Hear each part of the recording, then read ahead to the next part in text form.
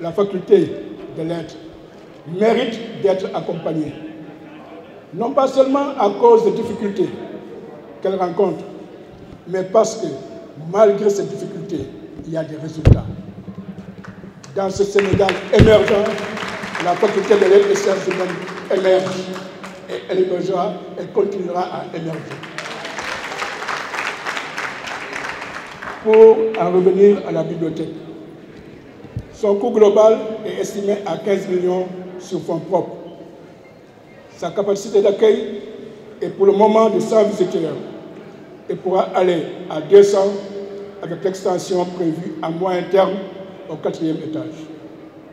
L'enseignement, le service à la communauté et la recherche sont, rappelons-le, les 3 missions cardinales de l'université. Dans ce triptyque, la recherche occupe une place prépondérante. Mais pour faire de la recherche, il faut de la documentation. Et pour se documenter, nul lieu n'est plus indiqué qu'une bibliothèque. Pour ce qui est du fonds documentaire existant, il est alimenté par les dons provenant des départements, la production scientifique des enseignants de la faculté et du fonds reçu de la bibliothèque centrale.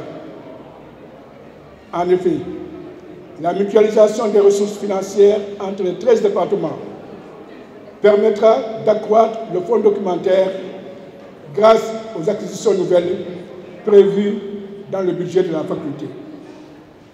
Et pour une première, il est prévu cette année 2019 l'acquisition d'ouvrages pour une valeur de 2 millions de francs destinés à la bibliothèque.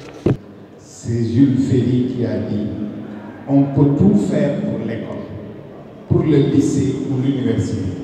Si après il n'y a pas de bibliothèque, on n'aura rien fait. » Les bibliothèques sont donc des outils de partage, d'accès au savoir et à des lieux de mémoire. À toutes les époques, leurs missions ont été d'acquérir, de traiter, de conserver, de diffuser des documents pour les usagers.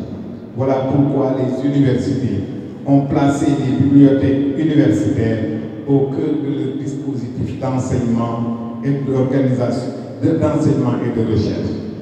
Ces bibliothèques de département, vous l'avez dit, monsieur le doyen, sont trop souvent confrontés à des problèmes d'espace, de budget et de renouvellement permanent de leur fonds documentaire. Ce qui donne tout son sens à la cérémonie de ce matin et à la création, à la mise en place de cette bibliothèque de faculté. C'est pourquoi je profite de cette occasion pour m'associer à la satisfaction générale et présenter en mon nom propre et au nom de monsieur le ministre de l'Enseignement supérieur, de la Recherche et de l'Innovation, mes chaleureuses félicitations au doyen Pierre Sarr, doyen de la faculté de lettres et des sciences humaines, et à toute l'équipe des Canals pour avoir réalisé le rêve de tous les anciens doyens de la faculté de lettres, dont moi-même. La faculté n'a jamais eu de bibliothèque depuis 1958 jusqu'à nos jours. Donc c'est même un peu trop tard quand même, mais bah, il n'est jamais trop tard pour bien faire. Nous avons une bibliothèque, c'est un bon début. Espérons qu'on va renforcer également la capacité de cette bibliothèque-là, qui sera en fait bénéfique pour tous les étudiants de cette faculté. Le rectorat, en bonne intelligence avec la bibliothèque universitaire, travaille à renforcer le secteur de la documentation et de la mise en place d'un système intégré des bibliothèques. À l'endroit des utilisateurs, principalement les étudiants, je vous invite à prendre soin de ce joyau et du fonds documentaire afin de mieux en profiter et le léguer à des générations futures.